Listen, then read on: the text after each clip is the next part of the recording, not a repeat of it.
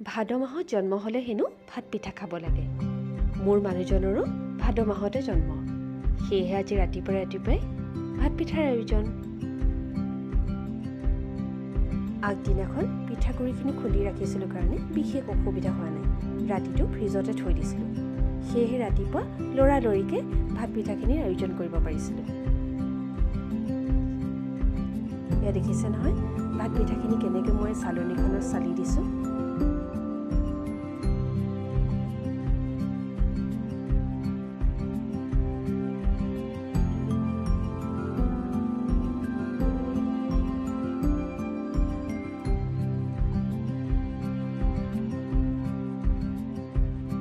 বকবককৈ উতলি থকা গৰম পানীখিনি পিঠাগুড়িখিনি চালি পেলাই দি দিছোঁ। আৰু এয়া চাওকচোন, ধুনীয়াই হৈছে ন ভাত পিঠাখিনি দেখিবলৈ, নহয়নে বাৰু? শেষত কলপাত এখিলাত গুড় আৰু দৈকণৰ সৈতে ভাত পিঠাখিনি মানুহজনক আগ কৰি দিলোঁ। ভিডিঅ'টো পাই কেনে পালে জনাবলৈ নাপাহৰিব কিন্তু।